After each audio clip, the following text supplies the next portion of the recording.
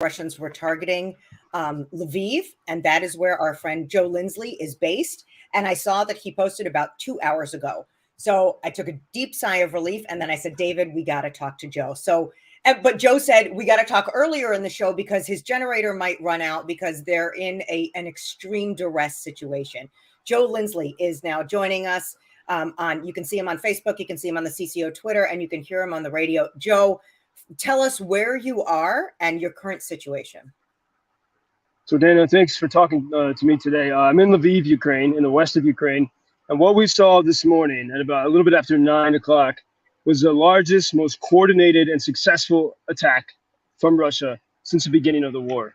Because from east to west, from Lviv to Kharkiv to Dnipro, even small villages, they hit the power infrastructure. And so it's here in Lviv, we haven't had electricity for hours. There's been no internet. Most phones have been down. That's why we struggled to, thanks to the help of our Polish friends, we have Starlink from Elon Musk, and we had to get gas from a generator to fuel that. But we have to ration this. We don't know how long this is going to last. And we see, when you can't communicate, when you can't speak with people easily in other cities, it's very hard to know what's happening. And this is a very scary situation. And I think even today, as I was walking around Lviv, it was a beautiful sunny morning, and there was still power, and everyone was speaking softly, even in the few cafes that were still working. There was no music playing. Everyone was speaking softly, and the air alert was still in effect because we all had this morning at about 9 o'clock. We heard different people heard different things, 2 to 5 very loud booms. There was smoke over parts of the city, and then we started to get reports from all around. In Kyiv, the capital, the very center of Kyiv was hit, and because that hasn't really happened yet. Putin has hit, the Russians have hit outlying like suburbs of Kyiv and outlying areas, but not sort of in that cosmopolitan center of the city. And I mean, I saw when I finally got connected to the internet, I saw images of dead bodies in this beautiful park next to the Shevchenko University in Kyiv. And so this was, this is horrible. And right now, while we're in this position of weakness, everyone's thinking, what's going to happen? It could happen in an hour. It could happen tonight. Soon we'll be in darkness, literally, but we're also in darkness with what's happening. And you can hear the communication is spotty. I had these great Ukrainian successes the past.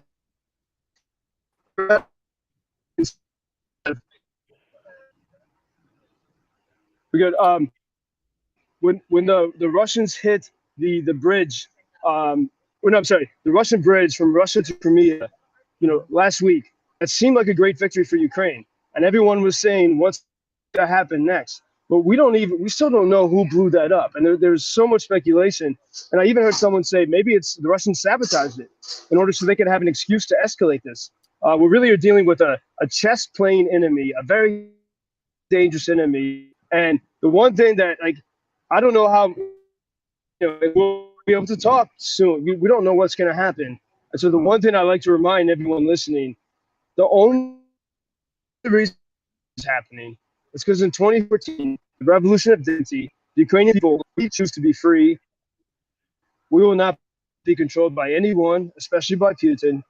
And they chose to be free. They been the Soviet times, through the days of the czars, and they took their freedom, and that's why this. And days like today, I'd say that's the most fearful day for infantry. So what again? I'm so disappointed to hear that this is the most fearful day so far, and the connection with Joe is kind of spotty, as you can imagine. He's running on generator power. He has no internet. Joe, maybe you could move to I'm not sure if you can move to a place where we can hear you better, but I'm just going to reiterate some of what you shared. If I can turn the camera off, yeah. Okay, that Joe was saying, the real reason this is happening, and people often lose sight of what is really why this is happening. Ukrainians do not want to be under Russian rule. They want freedom, they want democracy, and Putin does not want that. And that is why this exists. That is why this is happening. And the Ukrainians don't want to be under Russian rule. So we hear that, Joe. We understand that, and we were reveling in some of those Ukrainian victories. And look, in the U.S., we heard that Ukrainian forces took out the bridge between Crimea and Russia. Now, Joe is saying that may have been possibly the Russians doing it to themselves to blame it on the Ukrainians to force to at least look better in the attacks that happened today. And Joe, is it my understanding that there were some soft targets this morning? I know people were killed in the streets while walking to their jobs. Were these civilian targets this morning? It was a mixture. We had both, and tell me if you can hear me okay. I'm near the Yes, generator. it's better But now. and I can't show you the location for security reasons, but there was two things that happened. There was infrastructure was attacked very precisely. They knew what they were hitting this time in a way that maybe they haven't known for months, which means maybe there have been Russian operatives keeping an eye on things here. It was so scarily precise. Then at the same time, probably in order to create fear, they hit civilians, especially in Kyiv. In Lviv, it was only infrastructure targets as far as we know so far. But in Kyiv, they hit the center of the city and there were dead bodies in the street. And here we also see like this is a reminder that this is war and that Putin wants to win. And I think even here in Lviv, things were calmer. We hadn't had strikes in months, and everyone becomes complacent. Even me, like I wasn't ready with all the flashlights and all the things we had prepared, the emergency food. We had to scramble and re-prepare that stuff today. And there's this scary feeling that that's why I feel like this is like February 24th again. This is a new phase of this war, and I think we have to prepare ourselves to face a hell. And there's rumors now that Belarus and Russia came out with a statement. It's hard for me to get this information now, but Russia came out with a statement that maybe Belarus is going to join. And Belarus is just to the north of Lviv. There's no natural barriers. There's no major rivers or mountains. It'd be very easy for them, without a great defense prepared for Ukraine, to come down here and attack. So there's so many different possibilities that can happen now. Everyone is living in fear in this moment. But at the same time, you take, and this is what Ukrainians do so well. And even today on the streets, I saw kids. There's still kids playing at the basketball court near me right now. The streets.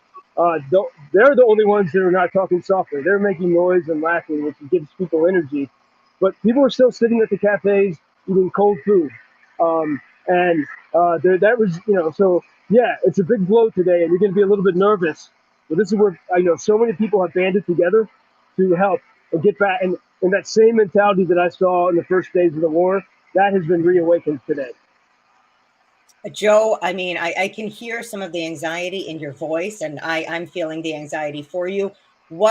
And we want to let you go because you got to save your generator power. But what else do Americans need to do right now? What do we need to know right now? And also, how are you keeping your team safe at Ukrainian Freedom News? Yeah, it's we one day I can tell the full story of where our news bunker is and all the great people who are helping to protect us. But it's not safe to be anywhere here right now. That's a fact. It's just not safe anywhere in Ukraine. We're waiting for the next alarm. We're just kind of sitting, looking at the sky, waiting. I think the more important than safety is staying together and encouraging each other. And like knowing we can speak with you all, that Americans are listening, that makes a world of difference. We specifically, if anyone wants to go to UkrainianFreedomNews.com, we could use some small donations for, we got to stock up on gasoline. We don't know what else we're going to have to face. But the main thing is, I think Russia wants the world to be afraid. And they want the world, and I've seen a little bit of this on Twitter today. They want Americans to say, okay, we pushed Russia too far, time to stop. Time to tell Ukraine to give up. And if we do that, we will lose, and soon other countries will be facing the same threat. Lithuania, Poland, Estonia, and it's going to get worse. And so this is the moment to say, let's be strong. Let's not let the fear take over our rational thinking, and let's find better ways to fight it. Joe Lindsley, your strength is extraordinary. You buoy us, and small donations are okay, but big ones are better. UkrainianFreedomNews.com. UkrainianFreedomNews.com. I'll post it on my Instagram. I'll post it on my Twitter. Now is the time. These people need our help, and this is how we can contribute. Oh, there you are. Okay, Joe, I'm glad to see your face. Thank you so much for joining us. We're praying and we'll donate. We'll get on Ukrainian Freedom News today. So Dana, thank you so much. Always happy to see you. Thank you from Lviv, from the free country. Stay safe, Joe. Go. Be well and stay safe. We'll be right back on CCO. I'm going to get on UkrainianFreedomNews.com right now.